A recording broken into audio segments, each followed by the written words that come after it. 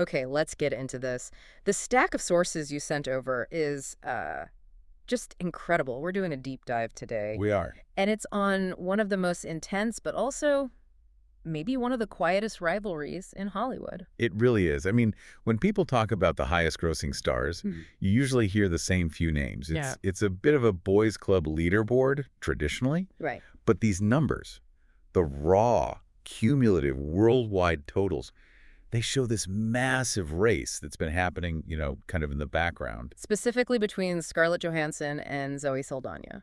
Exactly. And the sources show they're not just in successful movies, they're what the analysts call franchise multipliers. And what's so interesting is how they got there. They operate on a scale that doesn't just open a movie. No, it rewrites the record book. So our mission today is... Okay, so we're looking at a sort of perfect contrast here. You have Saldaña with this early supernova, as the sources call it, versus Johansson's very methodical, decade-long build. Absolutely. And after years of following different paths, those paths have now, completely converged at the very top of the mountain. They've been trading the #1 spot back and forth. So let's start with Saldaña, because you have to. The sources really hammer this point about her getting the Pandora jump. They do.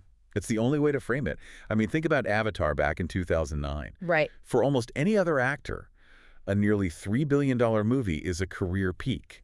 It's a lifetime achievement in one shot. But for her, it was the starting line. It was the baseline, the financial bedrock. From there, she just started stacking what the sources call multipliers. And stacking is the right word. It's almost like stealth success. She goes from Avatar into, what, Star Trek? Yep, another massive universe.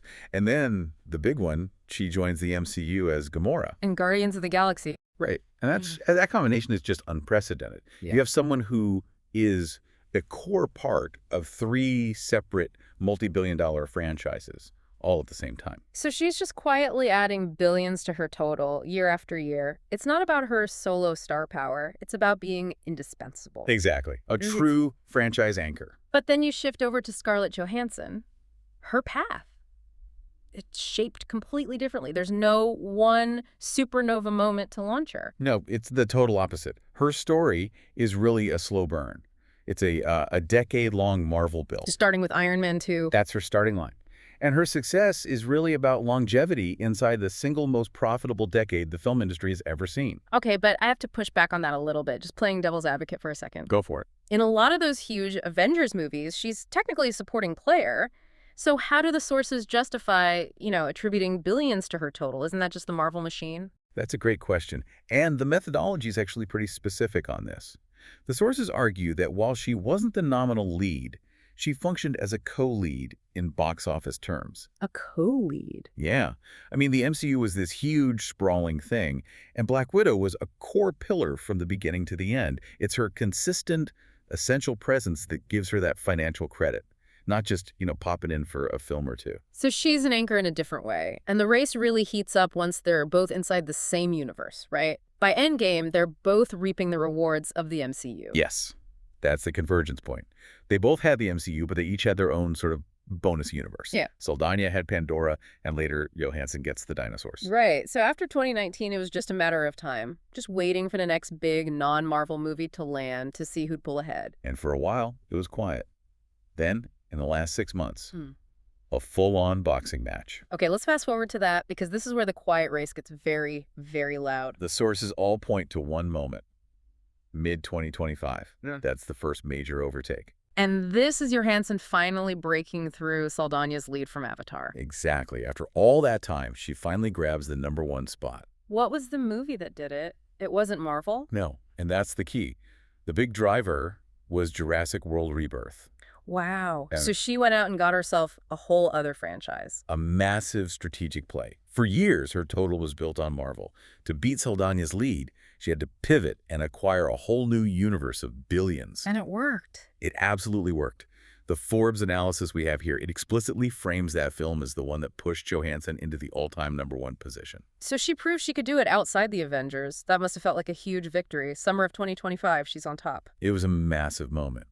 But, as you said, Saldaña doesn't accept defeat easily. How quickly did she answer back? The response was immediate. If you know how James Cameron's films work, it was pretty predictable. The counterpunch arrived this week. January 2026. And the film was? Avatar. Fire and Ash. With its holiday run, it just kept climbing and climbing. The reports confirmed that by today, January 13th, Zoe Saldaña had taken back the top spot. So she dethroned Johansson again. She did. Pandora delivered. Yeah. It just shows the raw power of being tied to that specific franchise. It makes the whole leaderboard feel so fragile. At this level, at $15 billion, a single movie can swing the entire narrative overnight. It's volatility on a historic scale. It went from a quiet marathon to a frantic sprint, all because of two huge tentpoles landing within 6 months of each other. Okay, so now that we got the timeline Johansson up, Saldaña back up, let's get into the hard numbers, because this is where it gets really interesting. Yeah, and we're pulling these directly from the numbers official tally. It's the most respected tracker for this kind of data. So as of today, after Fire and Ash did its work, what's the exact standing? Okay, so Zoe Saldaña is currently at 15,468,366,188 eighths. 15.468 billion. Wow. And right behind her, Scarlett Johansson is at $15,401,507,141. Okay, so 15.401. When you say those numbers out loud, they just sound fake. It's like the GDP of a small country. It's almost impossible to comprehend. But it's the gap between them that really matters. Right. What is the actual difference? It works out to about $66.9 million.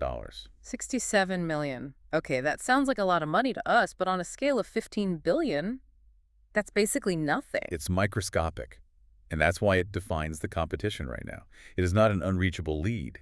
It means the situation is extremely unstable. What do the analysts say that equates to? The sources say it's the equivalent of one solid global hit or even one breakout animated voice role. So it's just not like she needs another Avatar to catch up. Not at all. A solid hit could flip the leaderboard again this spring. It means whoever has the next movie coming out is, temporarily in the lead. Which brings us to the future, because even though the gap is razor thin today, their future schedules look very, very different. Completely different. And it gives one of them a huge long-term edge. Looking at Saldaña's future, it's all about certainty, isn't it? The sources almost make it sound unfair. Certainty is the key word.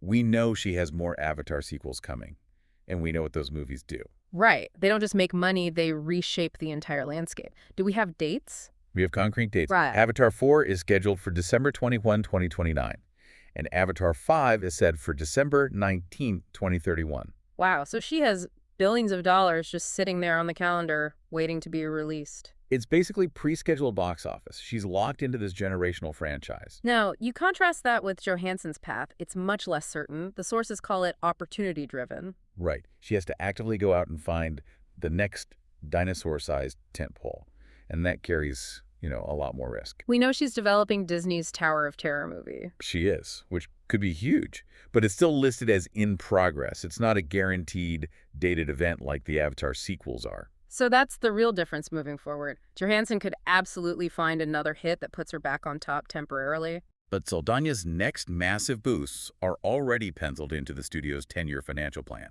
It's guaranteed leverage. So it seems like unless Johansson can find another multi-film franchise to anchor over the next few years, Saldaña's probably going to pull away for good once those 2029 and 2031 movies hit. Well, it's incumbency versus adaptability.